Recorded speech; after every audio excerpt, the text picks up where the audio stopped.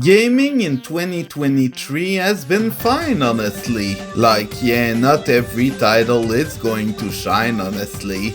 I have not played every game from 2023, but honestly I can say that lineup is more impressive than whatever the heck was going on in 2013. If anything, I would call 2013 to 2016 my least favorite era of gaming ever. Granted, there still were some very impressive and interesting titles, but overall it just was meh. Developers had barely set foot on the PS4 and the Xbox One, so most of the stuff we got was either already on PC and or just a remaster. At the very least, there were some very interesting titles on PS Vita and maybe on PS3 360, despite how most anime licensed games weren't really localized, and actually a lot of games weren't really localized. So, the indie scene and the RPG Maker craze really shone, however.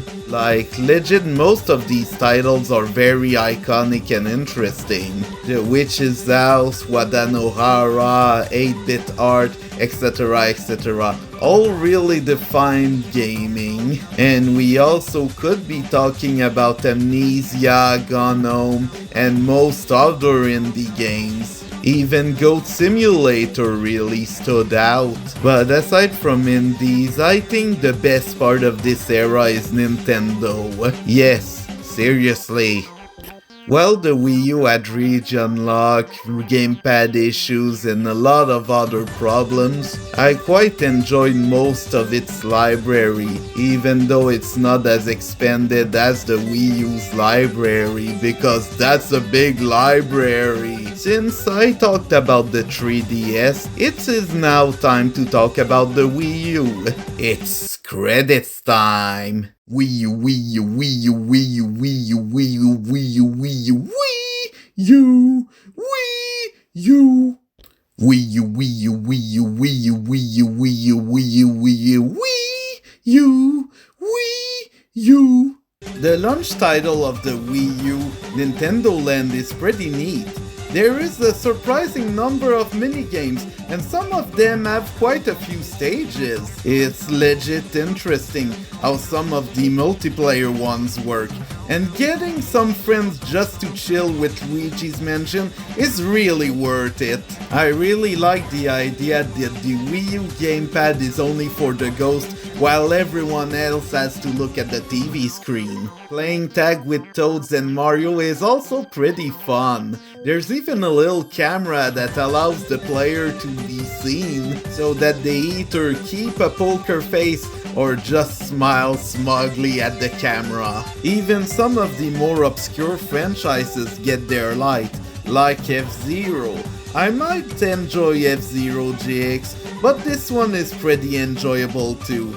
It's also pretty hard, as you need to look at both the gamepad screen and the TV screen. Plus, you have only one shot at this minigame, so watch out. There's even Balloon Trip, for the people who love Balloon Richard Tracy. It does not use the gamepad that much, but it's still pretty challenging enough to be as addictive as an NES game, or as the Flash game Balloon Duel, although I wish it had skins or even an RPG mode like in the Flash game Balloon Duel. But Flash games do what Nintendo don't. Metroid Blast is also fine enough, but nothing too special. I kind of wish it was an actual Metroidvania separated into little stages. The Zelda one isn't too special neither, although I do admit that these minigames use the gamepad very well, so that's a win for sure. There's also the Yoshi minigame and the Donkey Kong one that are also pretty neat, but the Pikmin game though, I'd say it's my favorite of the bunch. You play as Olimar with a bunch of Pikmin, who can be your friends if you wish to. And it's like Streets of Rage but with Pikmin, so you beat up all of the enemies and move on. But the best part is that there are a surprising amount of levels, honestly. So yeah, I love this one a bit more than the actual Pikmin games, and this is coming from a Pikmin fan who has placed most of the titles. Even a Pikmin, which I actually kinda like. Either way, this minigame collection also has a lot of unlockables which are unlocked through pachinko machines. Either way, Nintendo Land is so iconic, it made some of my friends buy the Wii U. Some of them. But hey, if you want to see some goobers play Nintendo Land and can tolerate some problematic 2015 humor, although I kinda like this more than most 2015 humor, honestly. I'll link a couple of Datpags videos. Yes, another launch title by Bandai Namco is Tank Tank Tank, which is apparently an arcade port or something, but either way, the gameplay is very simple. You press A or any button to shoot with the tank, you shoot the bad guys, you get power-ups, and boom, voila! But the thing is that instead of having an arcade mode only, the game has a single-player mode, complete with experience and stats for each of your vehicles that you win. I say it is kind of efficient, but not that much because the game wants you to grind for a lot of medals, mostly by playing the same levels over and over again with different tanks. I feel like this was done just to make the game feel longer. However, I think it makes it more tedious. I think more variety in missions or even a better story could really have helped this title stand out. But as far as I'm concerned, I still love this game very much. But the thing that's interesting is that you can take a picture of yourself using the Wii U gamepad, which is sort of the same way that Mario Kart Arcade GP DX works. You take a picture and boom, it appears over your tank. So maybe, I say maybe, if the Wii U had been more successful financially, Bandai Namco would have ported Mario Kart Arcade GP and Mario Kart Arcade GP DX. But then again, this is speculation. One last launch title to note is Zombie U. At first it was a game where you shoot rabbits, then it became Killer Freaks, then it finally became a zombie game. Zombie U is basically a survival horror, but in first person. You also use the gamepad to manage your inventory and solve puzzles, so that's very interesting. However, when you die, your character becomes a zombie and keeps all of the items that you got. So you have to beat the zombies in order to get your stuff back, which I honestly think is a very interesting mechanic. It feels very modern and roguelike. However, back in 2012, most gamers didn't know what a roguelike was, so it got tossed into the shadow realm where all Wii U games go when they die. As for me, I really enjoy it very much, but you know, the thing about Zombie U is that it's hard, and I don't really care about hard games at the moment, so too bad. I also kind of want to give a shout out to Epic Mickey too, because in my last video I kind of mentioned Epic Mickey and boom, the direct happened. So I hope that kind of thing happens again. After that there was Lego City Undercover, but honestly it's an open world game mixed with a Lego game, so you know what? It's good enough. But the thing about the Wii U is that it had a lot of drops with barely any games that showed off. Even most third parties barely had any games to give to the Wii U. And the fact that there were barely any licensed games during that era also hurt the Wii U a lot. So because of that, most Nintendo fans kinda begged for more third-party titles on the Wii U, which is quite a different situation compared to the Nintendo Switch, where we have a lot of third-party games and the fans are just complaining that they exist.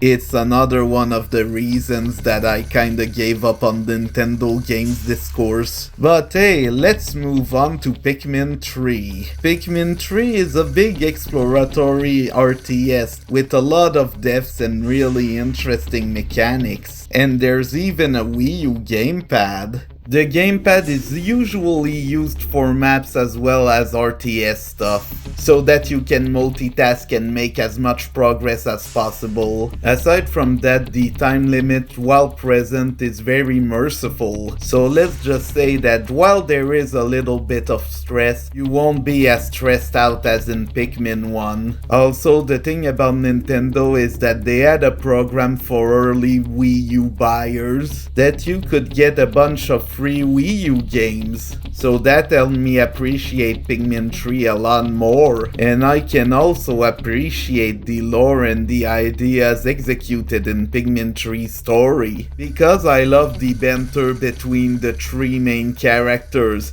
and the way everything is executed. Like, I do think that the series is as badly planned as Warrior Cats, and most of the story beats just feel like they came out of nowhere, honestly, but I think the character dialogue makes up for it a lot. The game's graphics look gorgeous. It's to the point where there's a dreadful feeling of being this cutesy round creature in this really scary, realistic world. The contrast is what makes Pikmin games so interesting in the first place. It's like controlling a bug, but it's not really a bug, it's a person. So it's even more uncanny somehow.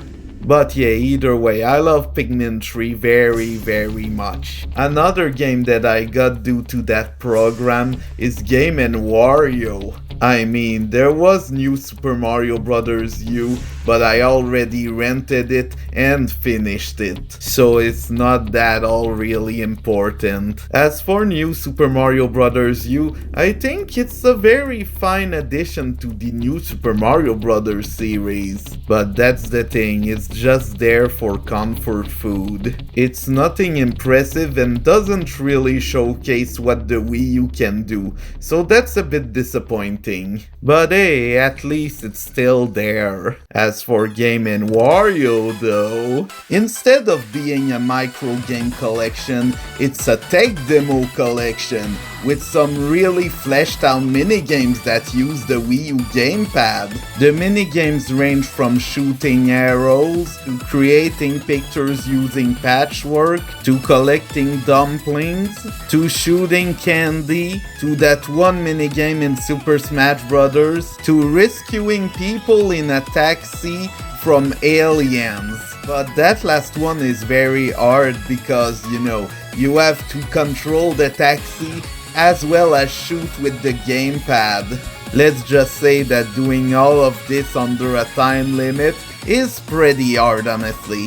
There are also the usual gadgets, which are distributed via tokens that you can use on a chicken to make it lay eggs / capsules. But the thing is that along with gadgets, you also get unfortunately some tips and tricks, which usually aren't very useful. Overall, I really enjoyed Game & Wario for what it was. A bunch of simple short mini games, but some are really elaborated on. But I kind of wish it was included with the console. But then again, Nintendo Land has the most multiplayer minigames, so whoops. Anyways, moving on, we have Rayman Legends, which was one of the first titles announced for the consoles, but it ended up being delayed one time and then another time in September, right next to Grand Theft Auto 5. I might not enjoy GTA,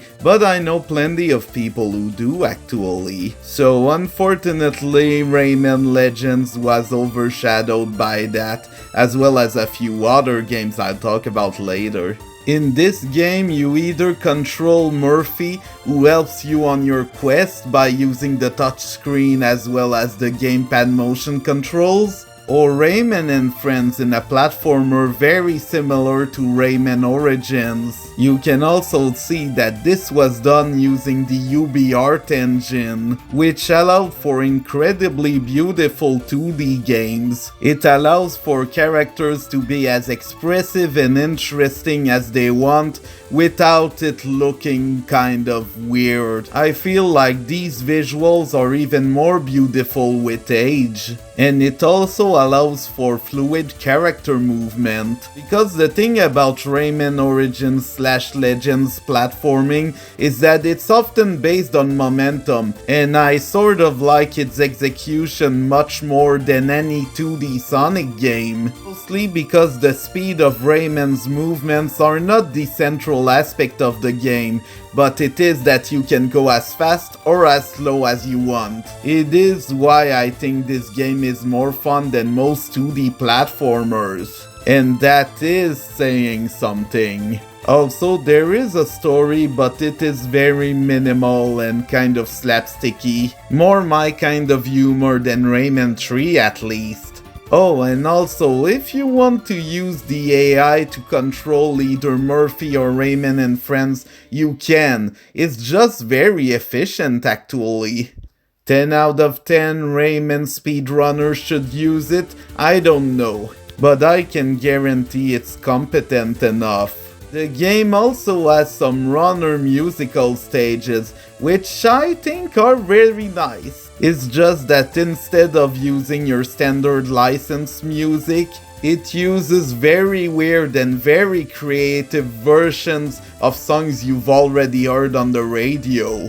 Like Eye of the Tiger but Mambo. Either way, after it was a Wii U exclusive, it got ported to basically every other video game console. Do I still prefer the Wii U gamepad? Heck yes! But if a port kind of helps more players to get into it, well, I'm all for it. Another game that decided to come out at the same time as Rayman Legends was... I'm gonna say it to you right now, the gamepad is more of an extra controller than anything, but honestly, this game is just really fun to play. The fun level designs, the amount of replay value, the multiplayer, oh my god, I absolutely love this game. It's just that it wasn't really what the fans were waiting for. What they were waiting for was more like Super Mario Odyssey, so the title had a lot of hate. Which, while slightly understandable, I'm just having a blast with this one. Although the situation kind of reminded me of Donkey Kong Country 3. Donkey Kong Country 2 had set the bar so high that Donkey Kong Country 3 had trouble meeting expectations, so it went for the creativity in the level designs instead. So it became a bit of a black sheep of the Donkey Kong Country series. But like Donkey Kong Country 3, Super Mario 3D World eventually had a fan base, which is a good thing. But as much as I enjoy Super Mario 3D World, there is another 3D platformer starring a mascot that I would like to talk about. So basically, Nintendo signed a deal with Sega in order for Sega to make 3 Sonic games for the console. Sonic and Sega All-Stars Transformed, Sonic Boom, and Sonic Lost World. Yeah, that happened. Well, I found Sonic Boom to be okay-ish, despite the bugs and the frame rate. I absolutely find Sonic Lost World astonishing. Sonic Lost World has a lot of ambition. 2 kinds of homing attacks, parkour mechanics, co-op play, trading items via Nintendo Online. It's just that most of it is a bit underutilized, mostly because the title needs to be accessible to all players, and Sonic Lost World is hard. And getting every red ring is even harder. Aside from all of that, I think this game's level design is filled with creativity and there's always something new waiting for you in each level. I kinda wish that the controls were tighter and some of the super speed stages are very meh.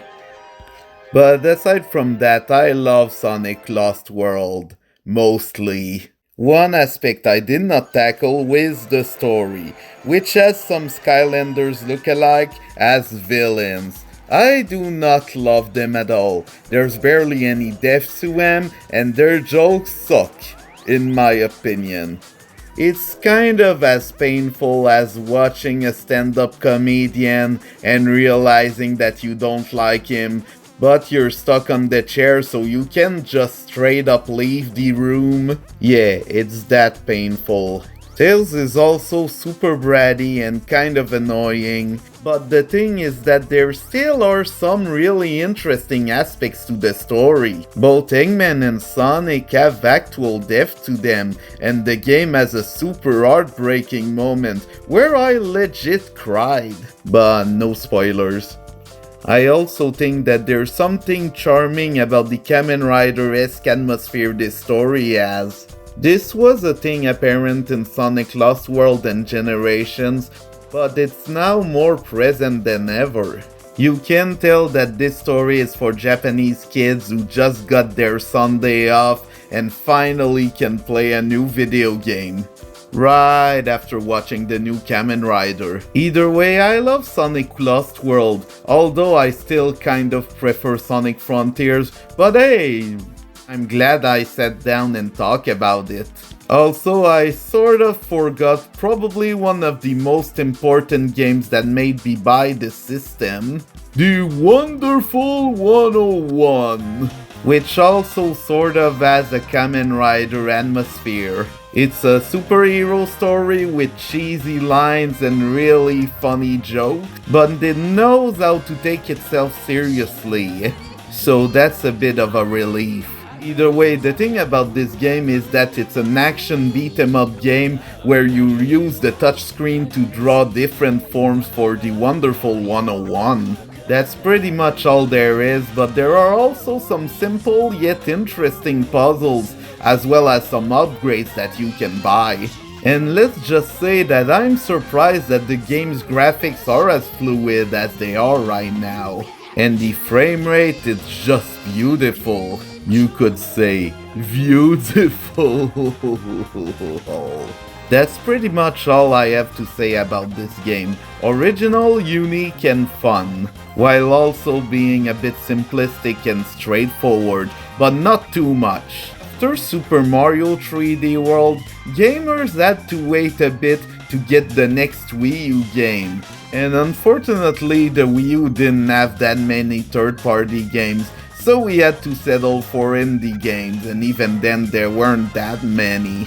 That's the thing that's great about the Nintendo Switch, is that third-party games usually fill the void that was left by Nintendo. So that means that we get more games. More! Either way, the next title for the Wii U was Donkey Kong Country Tropical Freeze. There was also Dr. Luigi, but I haven't played it.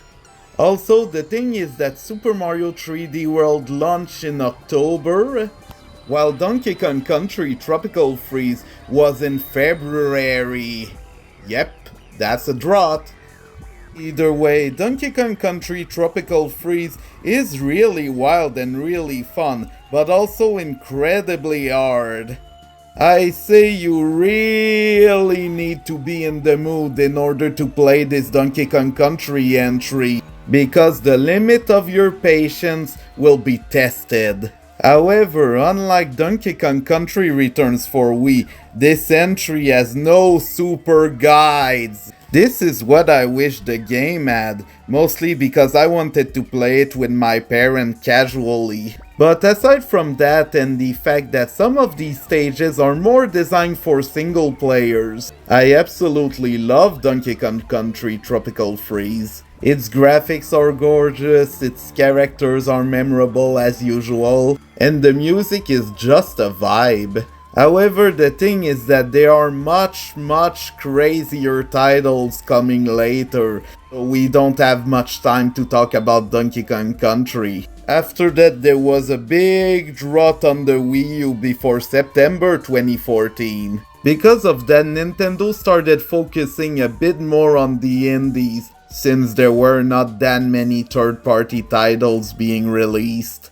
One of the Wii U games that I got was Cram Kitty and his Body on Rails. It's a shoot 'em up that's also a platformer that's also on rails. The gamepad screen shows your stats as well as your surroundings, while the top screen shows what's around you as well as Cram Kitty's instructions. The title is surprisingly hard, especially if you try finding every kitten.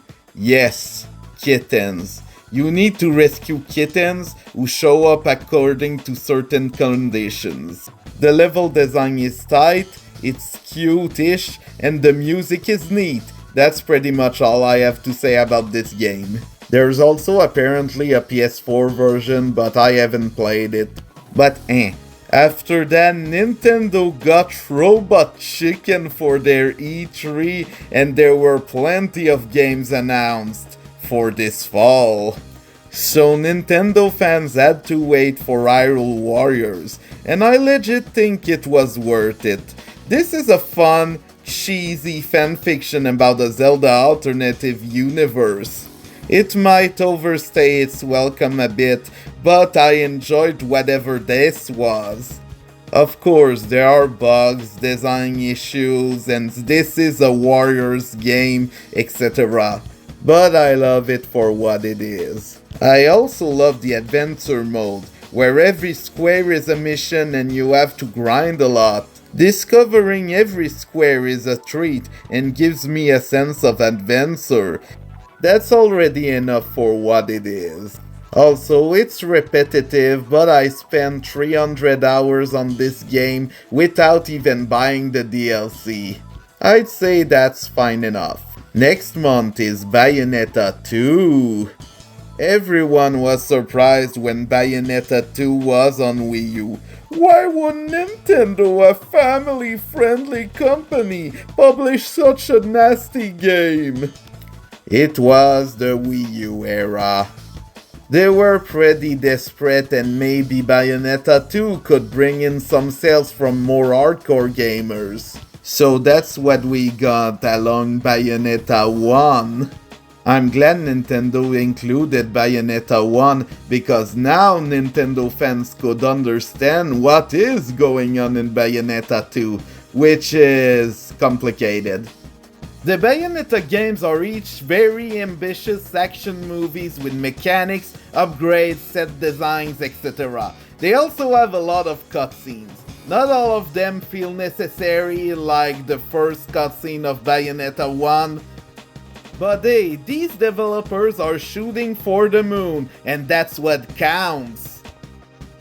Playing Bayonetta 1 and 2 is plain fun, while the lore is actually very interesting. There's also a certain neuroticism to the main character, but it fits surprisingly its character very well.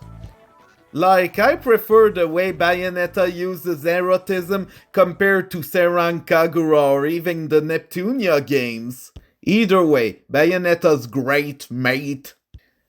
As for November, we got Smash. Smash 4 was a pretty neat entry in the franchise, as it focused more on the competitive aspects of it, aside from the Mario Party-like Smashboard. Look, I enjoy Smashboard for what it is, but it's very forgettable compared to the RPG World of Light or the Kirby Superstar-like Subspace Emissary. I can still appreciate the mildly free, crappy online and Miiverse, but we'll talk about Miiverse later. So, I forgot about Mario Kart. Mario Kart 8 launched in May 2014, and aside from a weird battle mode that has been fixed in 2017 with Mario Kart 8 Deluxe, it's one of my favorite Mario Kart games to play. I mean, there's Mario Kart DS, but DS is unbeatable, thanks mission mode. I grew up with Mario Kart Double Dash, but this is the one. The one with the fun gameplay mechanics, the outstanding music, and the perfect online. I love it. And now we wait. We still had quite a few indie games while waiting for Splatoon. Also, One Piece is there. Thanks, One Piece.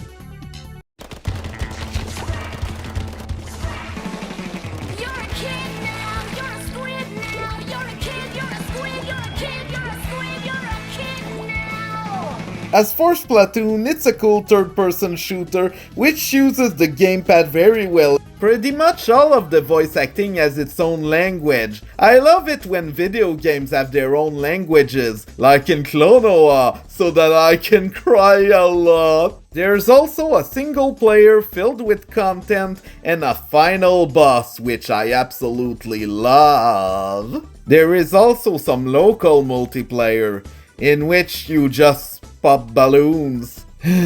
Seriously. Oh, and Amiibos that unlock stuff. Right, I forgot about Amiibos. Basically, these are small figurines that Nintendo thought wouldn't sell, so Nintendo just let the scalpers ruin everything by not producing enough. Either way, Amiibos in Smash were like virtual pets that you could fight. It's really fun to do, and you can even do that in Smash Ultimate. Either way, you could also unlock things in some games. Amiibo fever was incredibly insane, and was mostly caused by corporation incompetence. Oh, I also forgot about Kirby. Kirby and the Rainbow Curse was released as a low-budget game, but looks absolutely gorgeous. All stop motion, all 60 frames per second, you will still mostly look at the gamepad screen, since Kirby is rolling like a ball, because he felt bad for an apple who got its color sucked out of it.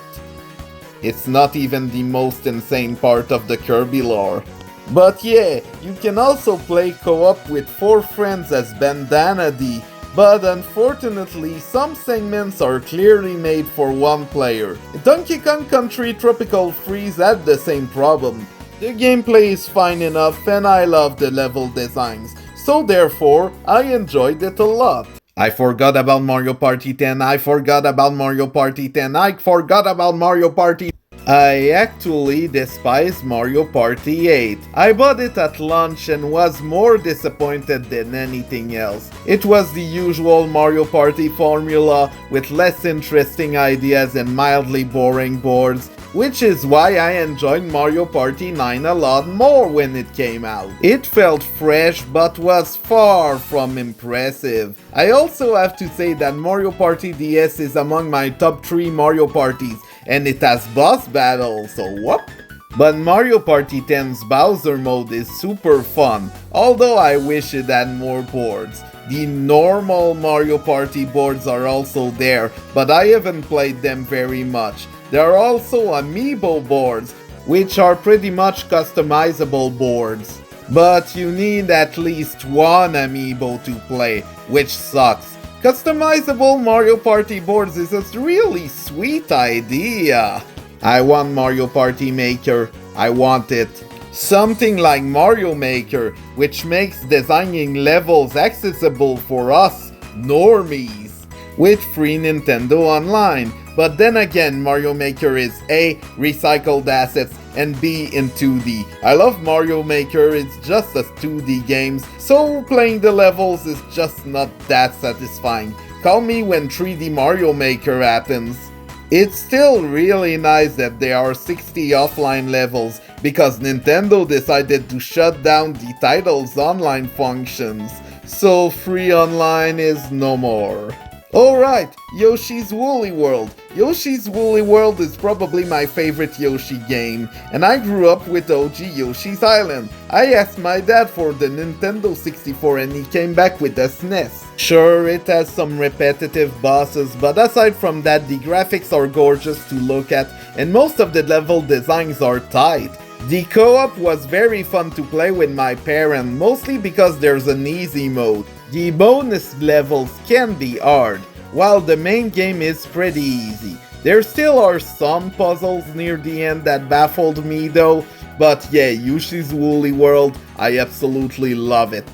Another detail before we move on was the end of Satoru Iwata's life. It clearly left a bit of a hole in Nintendo as a whole. I cannot imagine what the staff had gone through, especially during this very chaotic era. So yeah, rest in peace Satoru Iwata, you will be missed. But now we move on.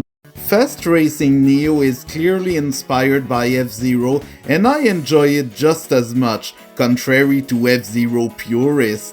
Shinen was very limited by the file sizes of the Wii and the DSiWare, but now they could push the limits of these consoles and create the futuristic racing game they wanted.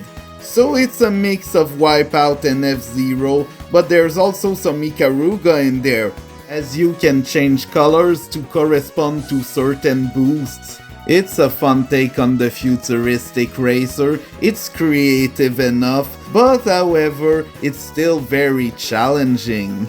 Yes, apparently this is the F-Zero JX announcer.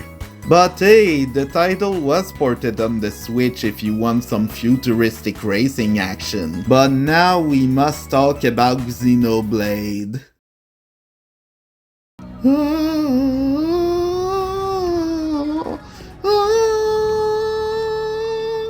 Let's fly away, try to live your life, they did not want let's fly away, let's fly away, they don't know now, and where is your wife? Come on and name ourselves.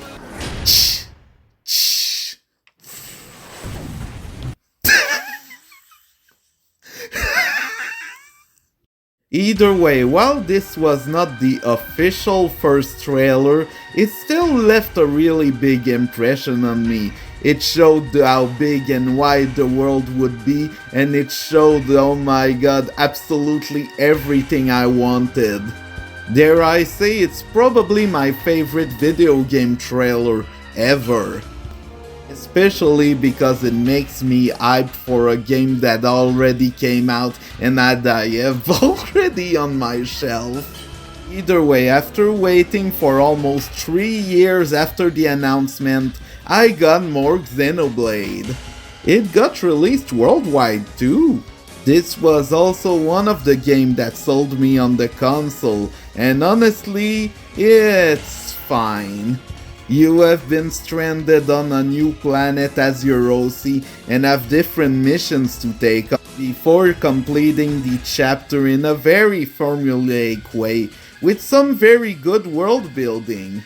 Too bad the game's missions are very long, to the point where it feels like filler. The title wants you to grind a lot, and Tora is easily my least favorite Nopon. Not because he sucks as a character, but because the writers did not do him justice as a character. Every other Nopon is better, you can't fight me. Xenoblade Chronicles X also uses the gamepad efficiently, but not that much. And there's online! It's there.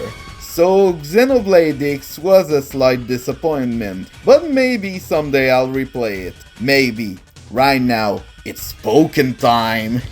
Pokkén is a Pokemon-based fighting game that's in 2D and in 3D. When you hit your opponent enough, boom, 3D! It's a really interesting idea for a fighting game, with that beautiful, scrumptious Mewtwo card. Also, there's a single-player mode, but it's as repetitive as Tank Tank Tank, and it has a barely existent story too. So, maybe in short bursts? It still deserves more credit as a fighting game though. Okay, so now that most of the Wii U titles people cared about were released, there still were a couple of really small releases, but okay, let's tackle that. Okay, I bought Star Fox Zero not due to it being a Star Fox game, but due to its gimmick. The gamepad. The thing about me is that I really love rail shooters, but you know, I have like a bunch of rail shooters that I enjoy more than any Star Fox game. But the thing about Star Fox Zero is that it's a Star Fox title, but with a gimmick. Your gamepad is the cockpit, while your TV screen is your surroundings. That's really neat, I love that, but the controls could be a bit more precise though. But hey, it's an interesting idea for a rail shooter, and one that feels really innovative. But there's a problem. Gamers don't like interesting ideas. Especially interesting ideas that use their childhood franchises. Because of that, and that's it's a Star Fox 64 remake in HD, but with a gimmick. It got a mixed reception and people really hate on it nowadays, which is something I might understand but also not really. Mostly because I bought the Wii U especially for the gamepad. It sounded like a really interesting idea to me, and the way it was portrayed felt really like a Dreamcast 2, even though the Xbox OG is the Dreamcast 2. And for the most part, I'd say I was satisfied by it. And I really loved what Star Fox Zero did with the gamepad idea. The thing about this Star Fox entry is that it returns to its space opera origins. You can really feel Shigeru Miyamoto collaborating with Platinum Games on this one. This entire story feels like a passion project. And seeing some old space opera shows really helped me appreciate Star Fox Zero's story.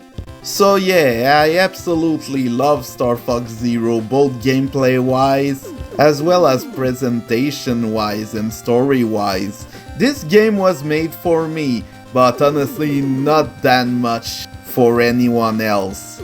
But also, Star Fox Zero's launch print included a bonus game called Star Fox Guard, which is based on Project Guard tech demo from 2014, so that existed before FNAF. It's a tower defense game where you must prevent robots from destroying Sleepy Toad's grandpa's, Grippy Toad's company. So the thing is that each camera can shoot the robots, which is good and makes me like this game more than FNAF. But the thing about this spin-off is that it's hard, just like the main game. It also has some incredible music, so if I replay it in the future, it'll probably just be in some short bursts. But before I leave the Wii U behind, there are two titles I want to discuss. Sorry, but Miiverse will wait for another time, hopefully. Noi2 Love 2 Devolution just uses the gamepad screen for some touch-like action, while clearly being inspired by Treasure, and each character controls differently. The game might be short, but it's also on PC, so wait for a Steam sale. And now, it's time for my favorite Wii U RPG.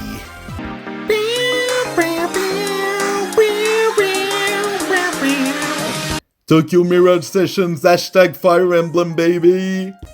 Yes, while at first the game was announced as the SMT/Fire Emblem crossover, and I kinda wish it stayed that way, Tokyo Mirage Sessions is a super fun JRPG that looks stunning, plays well, is super creative, and has a story I don't really care about. The thing is that I expected this game to do a Madoka Magica. Make a cute game, turn it into something dark and scary as a form of social commentary on the idol scene. Maybe it was because of the RPG Maker phase I had, but you know, whatever. This is an otaku game. But Doki Doki Literature Club just filled that void. Doki Doki Literature Club does what Nintendo don't, which includes complaining on Twitter apparently. Another thing about this game is that it's an otaku game, but censored. Yeah, one thing about this really dark era of Nintendo is that there was a lot of censorship. While I did not mind at all, it can be a bit frustrating for some gamers. I still love this spin-off 2-bits, but I can understand where they're coming from. The plot isn't particularly interesting, but some of the characters I enjoy. I still had more fun with this than with Persona 5, mostly due to the low expectations of this game I had. Either way, there were a few other noteworthy games that got released like Freeze Me or even Shantae. But there was also Paper Mario Color Splash, which while I enjoyed, I only played chapter 1 of this one. So I can't really make a review of it per se. But I had a lot of fun with Origami King though. So while I enjoyed my time with the Wii U, it clearly wasn't as cool as the other eras of gaming. PS4 in 2017 finally got some cool games, while the Switch does a lot of things right, but others wrong. I hope you enjoyed watching this video, so thank you, like and subscribe, etc. Next video might not be as long, but it'll be worth it. Bye bye.